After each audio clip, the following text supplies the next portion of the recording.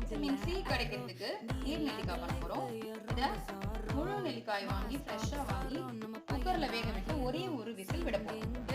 குக்கர்ல இந்த நெல்லிக்காய் ஃபுல்லாத்தையும் அப்படியே ஆட் பண்ணிக்கலாம். இதுல இது மூழ்கிற அளவுக்கு அப்படியே தண்ணி ரொம்ப நிறைய ஊற்ற வேண்டாம், ஜஸ்ட் மூழ்கிற அளவுக்கு ஊற்றினா போதும். அதுவே நீர் விட்டு எடுத்துட்டு திறந்து பார்க்கலாம். இந்த வெந்த நெல்லிக்கால நல்ல கலர் கொடுக்கறதுக்கு ஏற்ற மாதிரி மஞ்சள் பொடி, காரமும் உங்களுக்கு ஏற்ற மாதிரி போட்டுக்கோங்க. அதுக்கப்புறம் பெருங்காயம், அதுக்கப்புறம் இதுல ஒரு முக்கியமான இன்கிரிடியன்ட் என்ன செய்ய போறோம்னா வெந்தய பொடி. இதுதான் வந்து மெயின் இன்கிரிடியன்ட். இந்த தண்ணியில அது ஊற ஊற ரொம்ப சூப்பரா இருக்கும். அதுக்கப்புறம் இதுக்கு சால்ட் வேக வச்சு சாப்பிட்றதுனால விட்டமின் சி நமக்கு அப்படியே கிடைக்கும்.